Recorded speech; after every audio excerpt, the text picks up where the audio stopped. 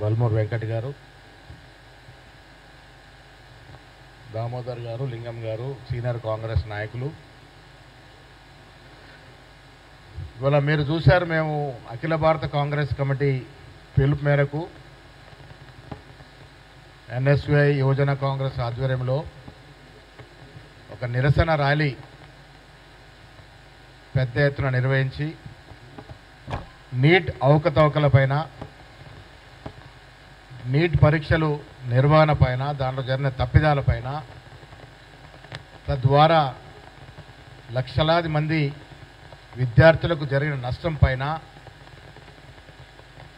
నిలదీస్తూ దీని మీద చర్యలు తీసుకోవాల్సిందిగా కోరుతూ నిరసన తెలపడం జరిగింది. మా ముఖ్యమైన డిమాండ్ ఈ నీట్ పరీక్షని వాయిదా వేసి ఇప్పుడు జరిగిన పరీక్షని రద్దు చేసి మళ్ళీ కొత్తగా నీట్ ఎగ్జామ్ని నిర్వహించాలని. దానికి కారణం ఏంటంటే ఈ పేపర్ నీట్ ప్రశ్నపత్రాలు లీక్ అవ్వడము, సాక్షాత్ మంత్రి గారు ధర్మేంద్ర ప్రధాన్ గారు ఇది లీకేజ్ జరిగిందని ఒప్పుకోవడము, అందులోనూ విశేషం ఏంటంటే భారతీయ జనతా పార్టీ పాలిస్తున్నటువంటి బీహార్, హర్యానా, గుజరాత్లో ఈ ప్రశ్నపత్రాలు లీక్ అవ్వడం అంటే వారి యొక్క చిత్తశుద్ధికి అద్దం పడతా ఉంది. దీన్ని కంటి తుడుపు చర్యగా ఒక 13 మందిని అరెస్ట్ చేసినారు. ఆయన ఏమంటున్నారంటే ఎక్కడో కొంత లీకేజ్ జరిగి కొందరికి లబ్ధి జరగడం వల్ల మిగతా వాళ్ళకి నష్టం జరగకుండా ఈ ప్రశ్నపత్రాలు అయితే లీక్ అయినా దాన్ని రద్దు చేయమని మాట చెప్తా ఉన్నాడు. నేరము చిన్నదైనా పెద్దదైనా లీకేజ్ అవ్వడం వల్ల నిజమైన కష్టపడి చదివి దానిలో ప్రావీణ్యం పొందిన అభ్యర్థులకి నష్టం జరిగే అవకాశం ఉంది. అన్వాంటెడ్ స్టూడెంట్స్ తెలివితేటలు లేకున్నా ప్రశ్నపత్రాలు కొనుక్కొని రాసిన వారికి మొదటి ర్యాంక్ రావడం అనేది నిజమైన విద్యార్థికి ఇది మెంగుపడిన విషయం. తెలివి ఉన్నవాడు, అర్హత ఉన్నవాడు ఇవాళ రాసినా మళ్ళీ రేపు రాసినా ఉత్తీర్ణత పొందే అవకాశం ఉంటుంది. కాబట్టి ఈ ఎపిసోడ్ మొత్తంలో సమగ్ర విచారణ జరిపి సిట్టింగ్ సుప్రీంకోర్టు జడ్జితో విచారణ జరిపిస్తే వాస్తవాలు పైకి వస్తాయి. మేము ఎందుకు అడుగుతున్నాం అంటే ఈ లీకేజీలో పెద్ద తలకాయలు ఉన్నాయి, పెద్ద బడా రాజకీయ నాయకుల హస్తం ఉంది, ప్రమేయం ఉంది. అందులోనూ బీజేపీ పాలిస్తున్న రాష్ట్రంలో జరిగింది కాబట్టి, సాక్షాత్ పెద్దల ప్రమేయం దీంట్లో ఉంది కాబట్టి, నిజ నిజాలు బయటికి రావాల్సిన అవసరం ఉంది కాబట్టి సుప్రీంకోర్టు సిట్టింగ్ జడ్జితో విచారణ జరిపిస్తేనే వాస్తవాలకి బయటకు వచ్చే అవకాశం ఉంటుంది. చాలా గొప్పలు చెప్పుకునే మోడీ దీనికి ప్రధాన బాధ్యత వహించాలి. అన్నాడు రాష్ట్రాల పరిధిలో ఉన్నటువంటి ఎంసెట్ని తీసి దేశవ్యాప్తంగా ఒకే ఎగ్జామ్ పేరిట నిర్వహించినప్పుడు నీతిగా, నిజాయితీగా, నిష్పక్షపాతంగా ఎక్కడ అమరికలు లేకుండా జరుగుతాయని ఆశించాం. కానీ ఇంత యథేచ్ఛగా అధికారంలో నాయకులే ప్రమేయంతో ఇలాంటి లీకులు జరుగుతూ ఉంటే ఇంకా ఈ దేశాన్ని దేవుడే కాపాడాలి. కాబట్టి పరిపూర్ణ బాధ్యత మోడీ వహించాలి. సుప్రీంకోర్టు సిట్టింగ్ జడ్జితో విచారణ జరిపించాలి. జరిగిన పరీక్ష రద్దు చేయాలి. తిరిగి నిష్పక్షపాతంగా, నిజాయితీగా పరీక్ష నిర్వహించాలని మా ప్రధాన డిమాండ్. ఈ హోల్ ఎపిసోడ్లో ముందు నుంచి కూడా ఇలా భాగస్వామ్యం పంచుకొని నిరంతరం విద్యార్థుల సమస్యలపైన, నిరుద్యోగ సమస్యపైన పోరాడుతున్నటువంటి మా బల్మూర్ వెంకట్, శివసేన గారు ఇంకా తదితర డీటెయిల్స్ ఇస్తారు. ఇప్పుడు వెంకట్ గారు మాట్లాడతారు. ఎగ్జామ్స్కి అప్లై చేసుకున్న ప్రతి ఒక్క విద్యార్థికి భరోసా, నమ్మకాన్ని కల్పించే విధంగా ఎగ్జామ్ నిర్వహించాల్సిన అవసరం ఉంటుంది. ఎప్పుడైతే పేపర్ లీకేజ్ అయ్యి 1500 మంది స్టూడెంట్స్కి మళ్ళీ ఎగ్జామ్ రీకండక్ట్ చేయాలనే ఒక విషయం బయటికి వచ్చిందంటే చాలా స్పష్టంగా sanctity, transparency, integrity of the exam దెబ్బతిన్నదని చెప్పి చాలా స్పష్టంగా కనబడుతుంది. గతంలో కూడా అనేక సందర్భాల్లో తెలంగాణ రాష్ట్రంలో కూడా టీఎస్పీఎస్సీ గ్రూప్ 1 పరీక్షని రెండోసారి నిర్వహించినప్పుడు కేవలము బయోమెట్రిక్ సిస్టమ్ని ఫాలో అవ్వలేదనే ఉద్దేశంతో ఆ రోజు మన హైకోర్టు ఆ ఎగ్జామ్ని రద్దు చేయడం జరిగింది, సింగిల్ బెంచ్, డివిజన్ బెంచ్లో కూడా. గతంలో టీఎస్పీఎస్సీ పేపర్ లీకేజ్ అయినప్పుడు ఇదే Bharatiya Janata party paper leakage అయిన మరుసటి రోజే అన్ని ఎగ్జామ్స్ని కూడా రద్దు చేయాలి, ట్రాన్స్పరెన్సీ, ఇంటిగ్రిటీ దెబ్బతిన్నది, టీఎస్పీఎస్సీ పైన నమ్మకం లేదని చెప్పి మాట్లాడినారు వారే. అట్లా మాట్లాడిన వ్యక్తులు ఈరోజు కేంద్ర పరిధిలో ఉన్న ఏదైతే ఎన్టీఏ సంస్థ ద్వారా నిర్వహించిన నీట్ పరీక్షలో అవకతవకలు జరిగినాయి, వాస్తవాలు బయటికి వచ్చి 13 మంది ఏదైతే సంబంధించి తప్పు చేసిన వారిని అరెస్ట్ చేసినప్పటికీ కూడా సుప్రీంకోర్టులో కేసు పెండింగ్ ఉంది. మేము ఏదైతే నిర్ణయం వచ్చినాక మేము ఎగ్జామ్ని రద్దు చేయొద్దా డిసైడ్ అవుతాము, మేము ప్రాసెస్ని యథాతథాగా కొనసాగించి కౌన్సిలింగ్ కూడా నిర్వహించి సీట్ అలొకేషన్ కూడా చేసేస్తామని చెప్పి వారు చెప్తారు. ఏదైతే నీట్ పరీక్ష నిర్వహణలో 1-2 మార్కులతోటి అనేక మంది విద్యార్థులు నష్టపోతారు, వాళ్ళకి సీట్ అలొకేషన్ మారిపోతుంది. అండ్ 3 రాష్ట్రాలు కూడా బీజేపీ పాలిట రాష్ట్రాలు కాబట్టి ఉద్దేశపూర్వకంగానే దీన్ని తప్పుదో పట్టిస్తున్నారని చెప్పి అనేక సందేహాలు ఉన్నాయి. కాబట్టి తక్షణమే ఇంతకుముందు మా గౌరవ వర్కింగ్ ప్రెసిడెంట్ మహేష్ కుమార్ గౌడ్ గారు చెప్పినట్టు ఏదైతే నీట్ పరీక్షని తక్షణమే రద్దు చేయాలి, మళ్ళీ పరీక్షని నిర్వహించాలి, దానితో పాటు సుప్రీంకోర్టు సిట్టింగ్ జడ్జితో విచారణ జరిపించాలి, దానితో పాటు నేషనల్ టెస్టింగ్ ఏదైతే ఏజెన్సీ ఉందో ఎన్టీఏని తక్షణమే రద్దు చేయాలి.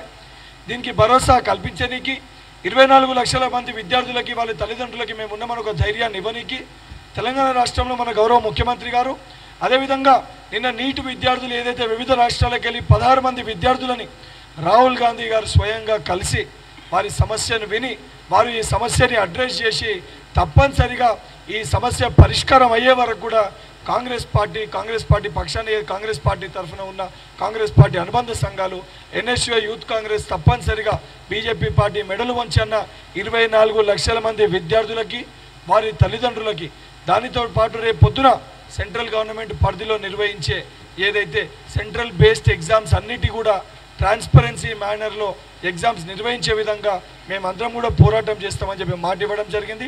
తప్పనిసరిగా బీజేపీ పార్టీ మెడలు వంచన్న ఆ విద్యార్థులకు న్యాయం జరిగే వరకు మేము పోరాటం చేస్తాము.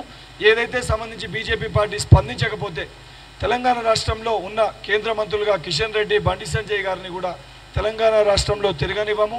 నిన్ననే వారు అపాయింట్మెంట్ కూడా అడిగినాం దీనికి సంబంధించి మాట్లాడదామని, కానీ వారు ఇప్పటివరకు దానిపైన స్పందించలే. సాయంత్రం వరకు చూసి వారు స్పందించకపోతే తెలంగాణ రాష్ట్రంలో ఉన్న అన్ని విద్యార్థి యువజన సంఘాలతోటి వాళ్ళ ఇంటి దగ్గరికి వెళ్ళి వాళ్ళ ఇల్లు ముట్టడి చేసిన వాళ్ళ మెడలు వంచన్న ఈ 24 లక్షల మంది విద్యార్థులకి తప్పనిసరిగా కాంగ్రెస్ పార్టీ పక్షాన మేము న్యాయం చేస్తామని చెప్పి తెలియజేస్తున్నాం. శివసానారెడ్డి గారు, ఈరోజు దేశంలో ఎంతోమంది విద్యార్థుల భవిష్యత్తుకు సంబంధించిన అంశం ఇది. మనందరం చూసినాం, గతంలో కూడా ఏదైనా పేపర్ లీకేజీలు ఉంటే తెలంగాణ ప్రభుత్వంలో జరిగిన పేపర్ లీకేజీలకు మేము పోరాటం చేస్తుంటే బీజేపీ వాళ్ళు కూడా వెంటనే వచ్చి మాతో పాటు మేము కూడా వెంటనే వీటిని రద్దు చేయాలని పోరాటం చేశారు. ఆ రోజు మరి ఈరోజు బీజేపీ హయాంలో మీ దాంట్లో ఈరోజు ఇంత అవకతవకలు జరిగినాయి, కళ్ళ ముందర కనపడుతున్నాయి, ఎందుకు ఎవరు బీజేపీ నాయకులు మాట్లాడతలేరు? వెంటనే ఈరోజు 24 లక్షల మంది విద్యార్థుల భవిష్యత్ ఇది. ఈరోజు బీజేపీ సర్కార్ని ఒకటే నిలదీయదలుచుకున్నాం, ఎందుకు ఈరోజు కూడా ధర్మేంద్ర ప్రధాన్ని సస్పెండ్ చేస్తలేదు బీజేపీ ప్రభుత్వం? ఇదే విధంగానే నెట్ కూడా ఇదే అవకతవకలు జరిగి ఇదే విధంగా లీకేజీలు జరిగితే వెంటనే దాన్ని క్యాన్సిల్ చేశారు. నీట్ విషయంలో ఎందుకు ఇంకా జరుగుతలేదు? దీని వెనకాల ఎవరున్నారు? 13 మందిని అరెస్ట్ చేసి పైన చేతులు దులుపుకునే ప్రక్రియలో ఈరోజు బీజేపీ ప్రభుత్వం ఉన్నది. దాని వెనకాల ఉన్న ప్రతి ఒక్కరూ బయటికి రావాల్సిందే. ఈరోజు బీజేపీ నాయకులకు ఒక భయం స్టార్ట్ అయింది. ఈరోజు ఇదే ప్రక్రియలో ఎవరెవరు 20 లక్షలు ఎవరు తీసుకొని పేపర్ లీకేజ్ చేసిర్రు, 10 లక్షలు ఎవరు తీసుకొని పేపర్ లీకేజ్ చేసిర్రు, 30 లక్షలు తీసుకొని ఎవరు లీకేజ్ చేసిర్రు, మంత్రుల కొడుకులకు పోయినాయా, ఎంపీల కొడుకులకు పోయినాయా, ఎంపీల బంధువులకు పోయినాయా, ఎవరికి పోయినాయో ఒకసారి ఆలోచన చేయాలా? ప్రజలందరూ చూస్తున్నారు. వాళ్ళన్నింటినీ బయటికి వస్తే బీజేపీ ప్రభుత్వం పడిపోతుంది అనే భయంతోనే ఈరోజు నీటిని రద్దు చేస్తలేరు. ఖచ్చితంగా వీటి వెనక ఉన్న వాళ్ళు ఎవరైనా బయటికి తీయాలి. నిష్పక్షపాతంగా 24 లక్షల మంది విద్యార్థుల భవిష్యత్తు కాబట్టి వెంటనే నీటిని రద్దు చేయాల్సిందిగా యూత్ కాంగ్రెస్ పక్షాన్ని డిమాండ్ చేస్తూ ఉన్నాం. దాంతోపాటు తెలంగాణలో 8 మంది ఎంపీలు గెలిచినారు. 8 మంది ఎంపీలకు ఈరోజు దీన్ని తీసుకోవాలి.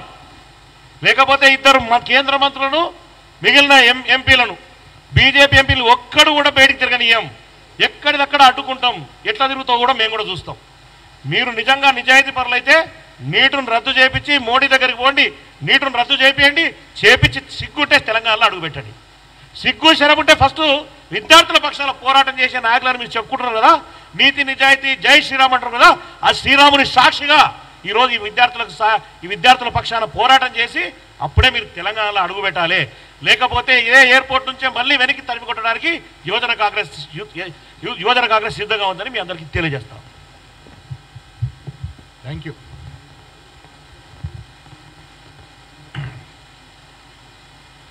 కాంగ్రెస్ పార్టీ విధానాలు నచ్చి 6 గ్యారెంటీలు ప్రజల్లోకి వెళ్తున్న తీరును మెచ్చి చాలామంది శాసనసభ్యులు, ముఖ్యంగా టీఆర్ఎస్ పార్టీ శాసనసభ్యులు, శాసన మండలి సభ్యులు పార్టీకి రావాలని విన్నపాలు వస్తూ ఉన్నాయి. దాంట్లో మాన్య ముఖ్యమంత్రి గారు, డిప్యూటీ ముఖ్యమంత్రి గారు, ఏఐసిసి నాయకులు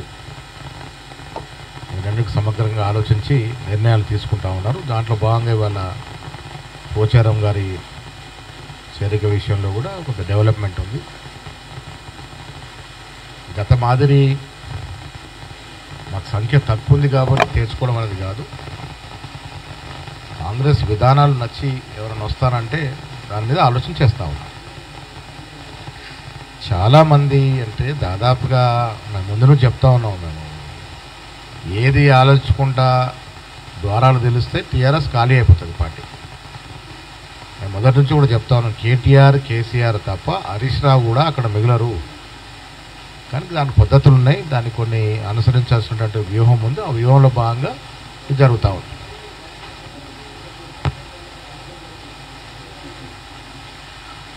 రాజకీయాల్లో పరిస్థితులకు అనుగుణంగా మనం ఎదుర్కోవాల్సిన పరిస్థితి ఉంటుంది.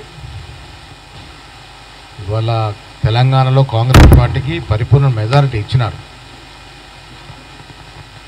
ప్రజాస్వామ్యబద్ధంగా ఎన్నికైన ప్రభుత్వాన్ని పదే పదే కేసీఆర్ కానీ బీజేపీ నాయకులు కానీ కూల్చేస్తాం, తేల్చేస్తాం, ఇంకా అయిపోయింది ప్రభుత్వం,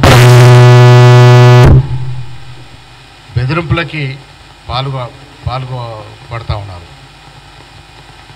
ప్రజాస్వామ్యబద్ధంగా ఎన్నికైన ప్రభుత్వాన్ని కూల్చేస్తామని బాహటంగా ఎన్నికైన ప్రజాప్రతినిధులు మాట్లాడుతూ ఉంటే దీన్ని ఖండించాల్సినటువంటి మాజీ ముఖ్యమంత్రి, టీఆర్ఎస్ నాయకులు, లోపాయకర్ బీజేపీ ఒప్పందంలో నాయకులంతా కూడా ప్రభుత్వాన్ని కూల్చేస్తాం, పాడేస్తామంటే అసలు మీరు కూల్చేస్తామనేటువంటి మాట ఏ సంఖ్యను చూసుకునైతే మీరు విరవీగుతున్నారో ఆ సంఖ్య రోజు రోజుకి పలచబడతా ఉంది, ఆ సంఖ్యలో తూటిపోతూ ఉంది. ఆ సంఖ్యలో ఉన్న వ్యక్తులే మాతో జాయిన్ అవుతూ ఉన్నారు. అన్ని కారణాల దృష్ట్యా కొన్ని సందర్భాల్లో మేము కూడా వారిని చేర్చుకోవాల్సిన పరిస్థితి వస్తాం.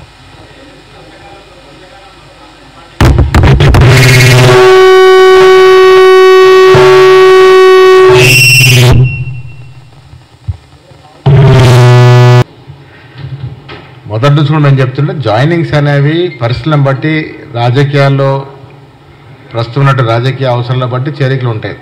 అంత మాత్రాన నిజమైన కాంగ్రెస్ కార్యకర్తలకి, ఏళ్ల తరబడినట్టు కాంగ్రెస్ కార్యకర్తలకి అన్యాయం జరిగితే నాలాంటి కార్యకర్త కూడా ఓర్చుకోడు. తక్కువ పరిస్థితుల వల్ల ఎమ్మెల్యేలుగా కొంత జాయిన్ అయితే వారికి కొంత ప్రజాప్రతినిధి ఎన్నుకోబడ్డాడు కాబట్టి వారికి కొంత వెసులుబాటు ఉంటుంది.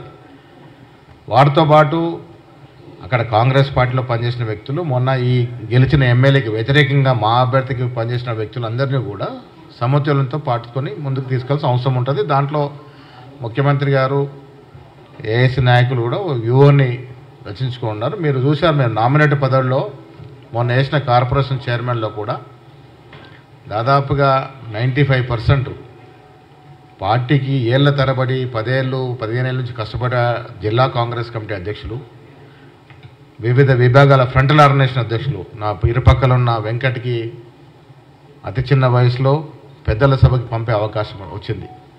అది ఏ ఇతర పార్టీలో సాధ్యం కాదు. కాంగ్రెస్ పార్టీ యువత మీద మక్కున రేవంత్ రెడ్డి గారు కాబట్టి అది సాధ్యమైంది. అదేవిధంగా శివసేన రెడ్డి గారు కూడా అసెంబ్లీకి పార్లమెంట్కి పోవాల్సిన అన్ని అర్హతలుండి కూడా అక్కడ నుండి పరిస్థితుల దృష్ట్యా వారు త్యాగం చేయడం జరిగింది.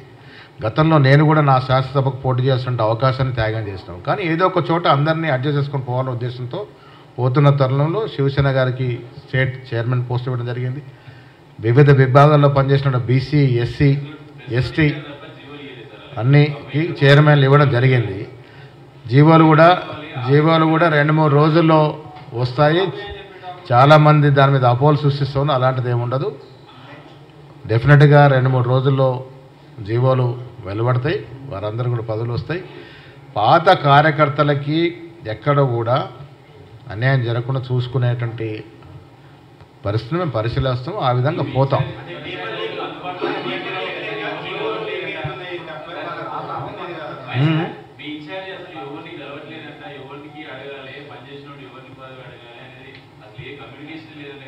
ఇన్ఛార్జ్ గారు ఇక్కడ ఇచ్చినంత టైము ఇంకెక్కడ ఏ ఇన్ఛార్జ్ ఏ రాష్ట్రానికి ఇవ్వలేదు. నిరంతరం అందుబాటులో ఉంటుంది. మీరు ఠాకరే గారిని చూశారు, మేడం చూశారు. నిరంతరం అందుబాటులో ఉంటుంది. ఇవాళ కేరళలో అక్కడ రాజకీయ ప్రతినిధి అక్కడ పోయినారు కాబట్టి నిరంతరం ఇక్కడ అందుబాటులో ఉంటారు. మా పార్టీలో సజావుగా సక్రమంగా కార్యక్రమాలు జరుగుతూ ఉన్నాయి. మీరు ఊహించుకుంటా ఉన్నారు కానీ ఇదేమీ ఊహకందనేటువంటి సందర్భం. అన్ని సజావుగా జరుగుతూ ఉన్నాయి.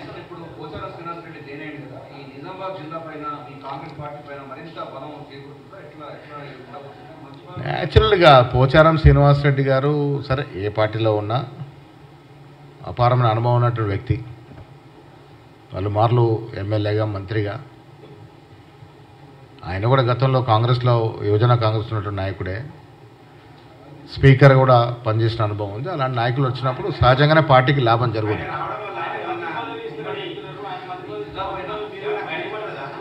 మంత్రి పదవులు అనేది మీ చేతుల్లో మా చేతుల్లో లేవు. హైకమాండ్ అన్ని ఆచి తూచి ఆలోచించే నిర్ణయం తీసుకుంటారు.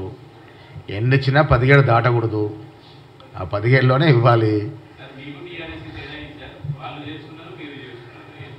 వాళ్ళు ఆ రోజు మా పార్టీని వీక్ చేయడానికి చేర్చుకున్నారు. ఇవాళ మేము లోకల్ పరిస్థితి దృష్ట్యా మాకు ఇవాళ సరిపడే మెజారిటీ ఉంది. మేమేం వీక్గా లేము. మేము చేర్చుకోవాల్సిన అవసరం కూడా లేదు. కానీ రాజకీయ పరిస్థితి కొన్ని సందర్భంలో కొన్ని మారుతాయి. మీరు రాకముందు చెప్పాను, మెజారిటీ ఉన్న మమ్మల్ని, ప్రజాస్వామ్యబద్ధంగా గెలిచిన మమ్మల్ని తీసేస్తాం, తోసేస్తాం, కూలిపోద్ది ప్రభుత్వం భయపెట్టిస్తూ ఉన్నారు. ఏ సంఖ్యనైతే చూసి మీరు కూల్చేస్తాం అంటున్నారో ఆ సంఖ్యను విడిపోతూ మా దగ్గరకు జాయిన్ అవుతూ ఉంది. అలాంటి అప్పుడు మేము చేర్చుకుంటా ఉన్నాం.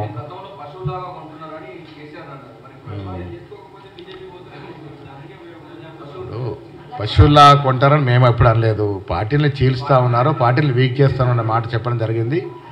ఇవాళ కూడా మేము మళ్ళీ చెప్తాం, మేము నిజంగా కూడా మూకుముడి అందరిని చేర్చుకోవాలనుకుంటే ఈరోజు కేటీఆర్, కేసీఆర్ తప్ప ఆ పార్టీలు ఎవరు మిగిలరు. Thank you.